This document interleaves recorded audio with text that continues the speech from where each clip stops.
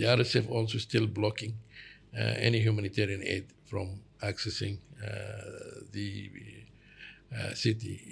As I say always, in a very short time from a siege city, it becomes slaughtered city.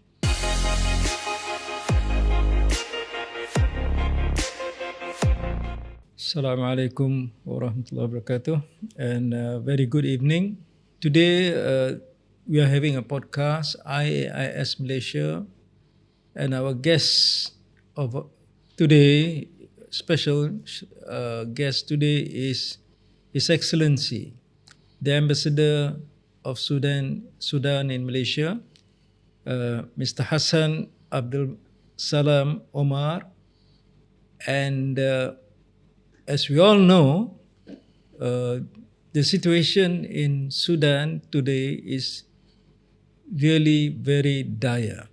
It's been going on for the past now about 3 years, since 2023, when the war broke out, and the casualties has been, it far exceeds what's happening in Gaza.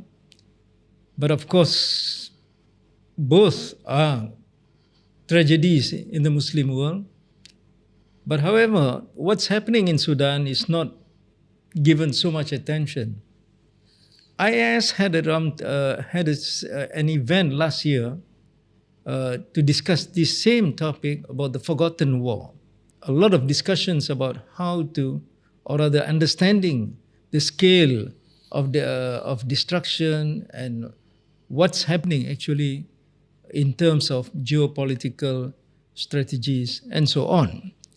Now, today's discussion with His Excellency will be more on the humanitarian side of it. Of course, that happens to be the main focus of what's happening now in Sudan, because after what happened about roughly 2 weeks before in Al-Fashir, a genocide, a terrible genocide that took place, and of course the consequences of that genocide is now being felt by all Sudanese.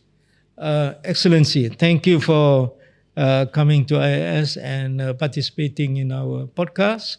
I would like to start this discussion with just an overview of the events that are taking place now in Sudan. If you'd like to give us a short, brief background, a little bit of background, and then coming to the situation that's now in Sudan. Thank you very much, Dr. Abdul Latiff, for having me and your podcast. And really, I would like to thank the IAS for their continuous support and interest in what's going on in Sudan, and to bring that to the attention of the Malaysian public. As you know, since the April 2023, Sudan is engulfed in a war, imposed war by the RSF, which is the rebel militia. And as a quick background, this is started after the ousting of the previous dictatorial regime of Omar al-Bashir. We had the transition to democracy, and as any transition in the world, it was very challenging. But we, after all, we were able to resolve all differences between the different political parties, except one lingering issue that had remained, which is the issue of the RSF militia.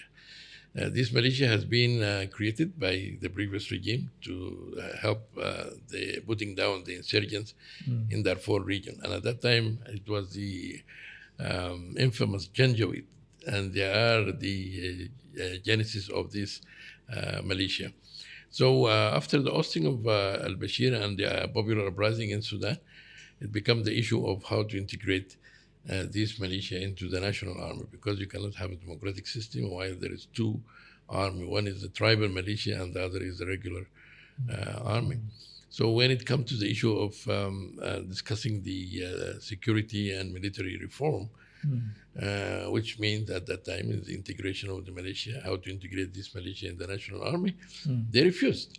And they suggested 25 years to be integrated. And the public and everybody in Sudan were saying we are transitioning to democracy in less than 2 years.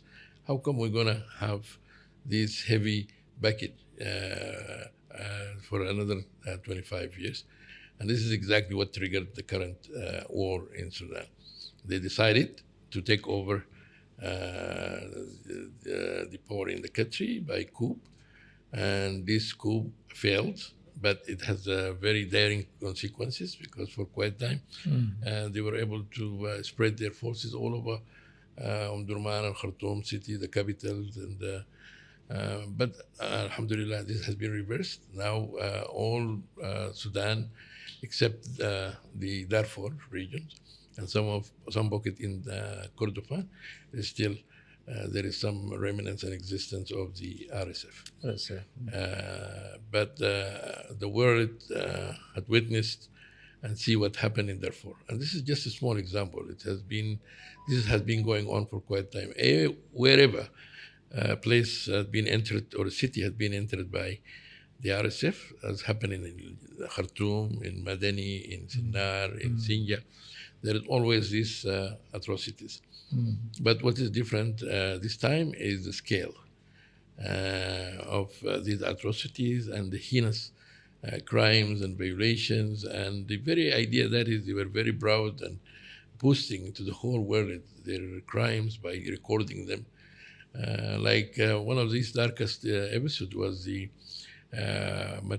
Saudi maternity hospital, full of mothers, full of newborn and patient and companion.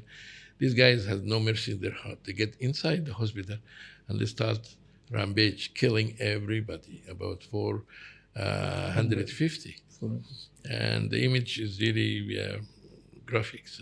I can't, nobody would be able to watch it. The same thing, family who tried to flee Al-Fashir has been shot at and killed. Children and young men separated from their family, try to conscript them. Women have been raped. And they built a pyramid around the city.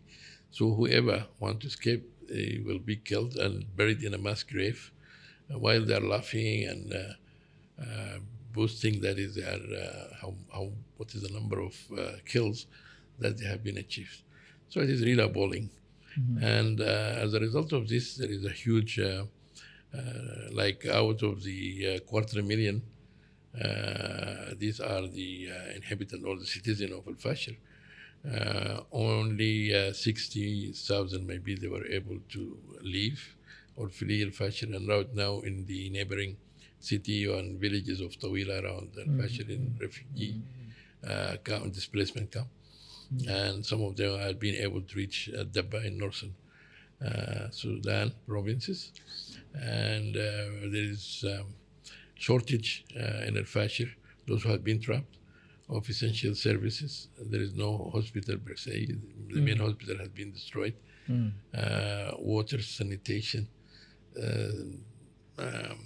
all the essential and necessities of life are not available. And adding to that, the RSF also still blocking any humanitarian aid from accessing the city. As I say always, in a very short time from a siege city, it becomes slaughtered city. This is exactly the situation which replicates itself in many areas where the RSF is controlling. And this is created by necessity from the beginning of the war, a large displacement, the worst, what the UN call it, the worst displacement crisis in our modern history. About 12 million. 8.4 have been internally displaced. Others try to find refuge in neighboring countries. This never happened before. Most of them, they run to the northern parts where the army control. And this has also created heavy loads on the services, and which already has been impacted by the destruction and caused by the RSF. I can tell you 80% of our hospital is out of service. More than 15 million children are out of schools. So the situation is really dire. But still, I mean, Sudanese are very resilient and they are able to stand up and to recover and to fight back. Without the resilience, they will not be able to drive this militia, criminal militia, out of the national capital. At one point, they were spread everywhere in the city, and our military leadership were just within the headquarter of the military command. But has been reversed, and the situation is now still, we are very concerned of what is going on in Darfur. And Al-Fashir itself, without the foreign backing to the militia and the concentration of their forces, all of it in Al-Fashir, because now they are looking to achieve Plan B. At the beginning, they want to control all the country or take power in all over Sudan, but right now their plan is to separate the Darfur. And this is explain the insistence why they were repeatedly tried to take over Darfur for almost 500 days. And during this period, they launched almost like 276 attacks on the city. So when I was talking at the beginning, and I think from what you have just spoken about, the condition of the people, there's a humanitarian crisis, and you just mentioned that 12 million people are displaced by this war that is going on, and this is of course a record in terms of displaced people. Now, so this brings us to the question of humanitarian assistance to the people of Sudan. I would say that everyone is affected by this situation. So what measures have the government or the government forces been doing to ensure that the humanitarian aid reaches the people? Are there corridors, or are there, is it possible for the people to get this kind of humanitarian aid? Does it reach them? How does it work? Yes, actually, this is, I can say, like the Sudanese depended mostly on themselves. And Sudanese communities in every cities and every village showed solidarity with each other. Most people, when this war broke out, they went to their villages, to their families, and therefore even these 11 million, sometimes there is a large number which is unaccounted for because it is not under the radar per se, or according to the city. But we depend mainly, the government has had a plan depending on the Sudanese themselves, depending on businessmen, depending on governmental institutions, to provide aid for also leveraging the assistance from our friendly countries. Many of our friends in the region and in the world had already lent their hand to Sudan. The international community promised and pledged but unfortunately out of the, if I remember well, it is 4.2 billions that has been pledged. Only 25% of that has been delivered. So there is underfunding, and there is a gap in the humanitarian funding that comes from outside or from the international community. But despite this, we were able to survive with the little that comes through the UN agencies and through our friends and friendly countries, and even our production. I mean, agriculture in Sudan is still in the region under the control of the army. Still, we were able to sustain most of the needs. But the real issue, it is not the abundance only. The real issue is the distribution. How to distribute the relief in a situation where security is very important. You have to guarantee the safety of the humanitarian workers, and in that measure, the Sudan government always committed itself to facilitate a safe passage, unhindered, unrestricted passage to the aid and to be delivered to the one who need it, and also to facilitate the access of humanitarian organization to the areas where their help and assistance is required. Recently, the Sudan government opened about a new 11 border crossing. 11 of them are new out of the 13. There used to be 13, but 11 of them are new, including Adri. This is one at the border with Chad, the Chadian border with Darfur. Also facilitating visa and permits for international and humanitarian organizations. Designated like a number of airports within Sudan to be safe for the delivery of aids. One of them like Port Sudan, Dongula, Fashir used to be, Al-Ubaid. So a number of airports had been secured to allow the delivery of aids. Since we talk about this war, and of course this is conflict, and it cannot go on forever. I mean, some kind of solution must be found to stop this thing. So perhaps you can explain to us what are the efforts taken by parties like the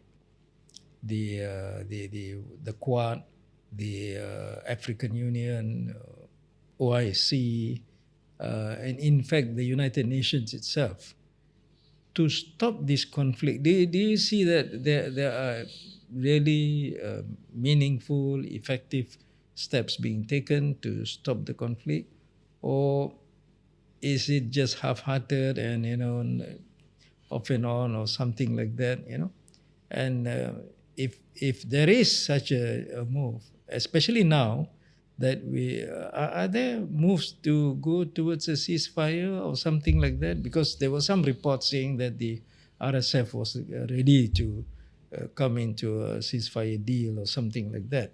It was in the reports, but is that something that's going to really happen, or what's your take on that? To begin with, you need to emphasize that Sudan government has been always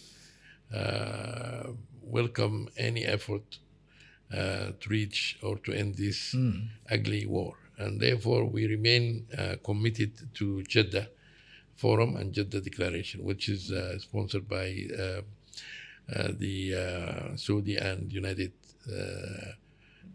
the Quad? The United States. Oh, the United States. US. Yeah. Still that remain the preferred and the one we really believe it is still suitable and is still valid to be a good basis for any effort to reach and to end this war in Sudan. Regarding the Quad, also we welcome the Quad, but if you are asking about the recent proposal or the recent truce, I think Sudan government, not only the Sudan, not only the government, but even the general public, they are very reluctant to accept these truths in its current form. Because, first of all, because of the timing. It has been suggested after the takeover of al-Fashir. And for us, it is any truth discussion that doesn't include the withdrawal of the RSF from civilian side and civilian object. It is not going to be accepted because this is one of the conditions from the beginning, because we believe without this, we are, in a way or another, we are rewarding the aggressors. Secondly, the hand of the RSF are stained with all this crime, and we believe that it has to, they have to be accountable for these crimes, and justice is very important and paramount for us in the process of reaching an lasting peace in Sudan. So we cannot accept any truth without justice, without affirming this principle of accountability. Third, there is the current situation we are really weary about is going to entrench the division of Sudan, because it's going to create the same, we can see it happening, that is the same model, the Libya model, two government in one country, the same model of Yemen, two government in one country is going to be repeated in Sudan, and it's going to be actually an actualization of dividing the country. So this is just some of the reasons. And we are very confident on the ability of our national army and to be able soon to restore and regain all this territory has been taken by the RSF. Another reason is the Quad itself, the composition of the Quad. It consists of the Saudi Arabia, Egypt, United States, and United Arab Emirates. United Arab Emirates is the backer of the RSF. And we always have been saying that. We always say if the RSF stop their support to the RSF, the war in Sudan will stop the next day. And we still believe that. And the president of the RSF, the president of United Arab Emirates in the Quad, we always believe it's going to compromise the solution. It's going to be tainted by the agenda of the United Arab Emirates. The United Arab Emirates is part of the problem, cannot be part of the solution. So there is a solution to this. So you would say that outside interference is prolonging the crisis. That's the truth. So if this interference is not there, totally, then things will return to normal as soon as possible. I'm not going to say it's going to return to normal, but it will allow us as Sudanese to execute the roadmap already suggested by the government. That is a comprehensive political dialogue among the different Sudanese to determine the future of their country. Okay. But external interference, as you said, it's going to prolong this, because as long as the RSF is backed by external forces and fueled by external agenda, and definitely it is not going to own its decision. The one who's going to stop the war is not the RSF, but its backer is the one who will decide for the RSF when to stop and when to advance. So talking again, coming back to that, the same topic about the mediation, of course, to stop it, you need to mediate, you need to discuss, you have to negotiate and come to an agreement that will stop the thing, the whole war, and bring peace to the region. So Malaysia as one of the Muslim countries, which has always been giving focused on Muslim issues, global Muslim issues. Uh, Recently, I think there was a statement by our Deputy Foreign Minister with regards to the Sudan crisis and Malaysia's readiness to look into this, or I mean, to see how there can there be some kind of a mediation or whatever to resolve the issue. But so how do you look at it? Do you think your I do not know whether the official Sudanese position vis-a-vis the Malaysian readiness, or perhaps your own personal view about how you look at Malaysia's role in this whole crisis? I'm really thrilled and glad with these statements that Malaysia is ready, because we have been for quite a time asking Malaysia to play a role. And the reason is obvious. That is, Sudan trusts Malaysia, and we believe that it has no ulterior motive or agenda as far as what is going on in Sudan. So it is a good candidate. Malaysia, Qatar, Turkey, all these countries, we strongly believe that is their intervention is for the sake of stopping this ugly war, and they have no agenda or ulterior motive in comparison to what I mentioned earlier. And this is the reason why we are refusing the presence of the United Arab Emirates in any mediation. So definitely Sudan is open and welcoming to any mediation that's come from countries that is we believe they have no ulterior motive. And Malaysia, given its leading role within the Islamic Ummah and its leading role within the ASEAN, I think they occupy a very good position to play in playing this role. They already proven that in what happened in Thailand and Cambodia. Malaysia showed its leadership. And plus, Sudan and Malaysia at all levels, by the way, there is a good relations. Many of our leaders, they have even personal friendships, and we have almost right now 5,500 students studying in Malaysian university. And this is not new, but it has been going on for the last 20 years. So many Sudanese, they have some part of Malaysia in them. And that is make it easy and to understand the complexity of the situation of Sudan, because also there is similarities in terms of diversity that both countries enjoy. And we can share experience of how to tolerate and how to live as a nation in a peaceful way in one country that has the diverse people with different religious background and different cultural and ethnic background. This is an example of Malaysia that we want to emulate even in Sudan. I have one last question, and this is besides Malaysia. Of course, if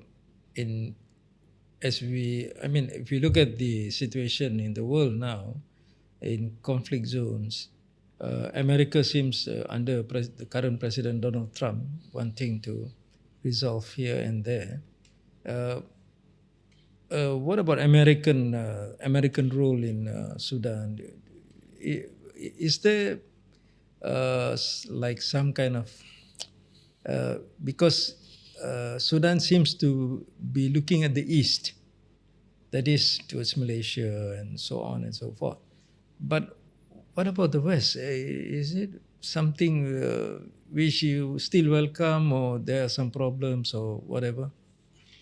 For the American, I think they have been involved from the beginning in Jeddah Forum and Jeddah Declaration, and I think it has become an increasing awareness in the West and including the United States. That is what is happening in Sudan is a real threat to the whole region and to the international peace. Mm.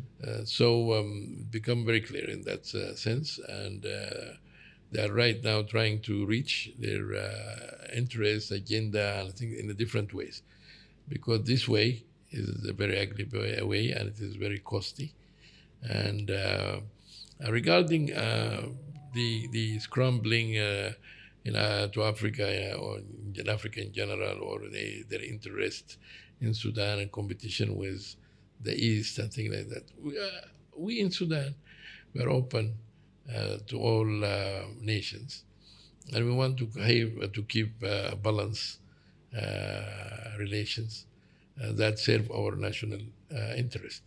Malaysia is a very good example. You guys are able to do this balance to good extent, being a neighbor to China, which is your strategic and essential zone, but at the same time manage to keep a good relation with the state based on the respect of Malaysian sovereignty and Malaysian freedoms. So this is what we are asking the world. That is, we want to establish a partnership, and we do not want to be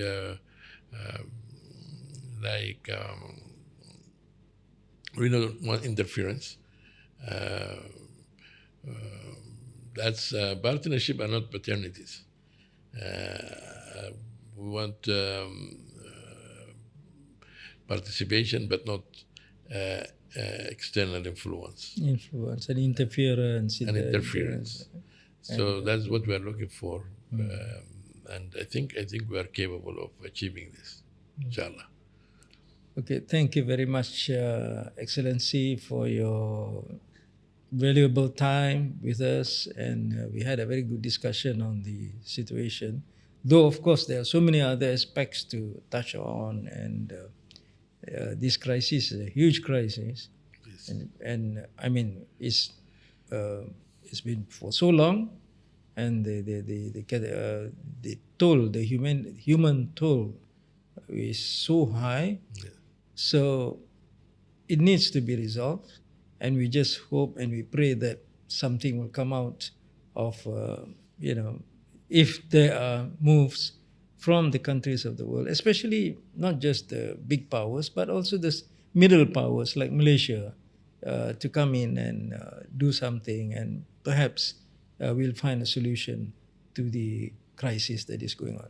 Thank you very much, Excellency. Thank you. Inshallah, we'll meet again at some other time. And that's been a very good talk for today. Thank you very much. Thank you. Assalamualaikum warahmatullahi wabarakatuh. Assalamu alaikum.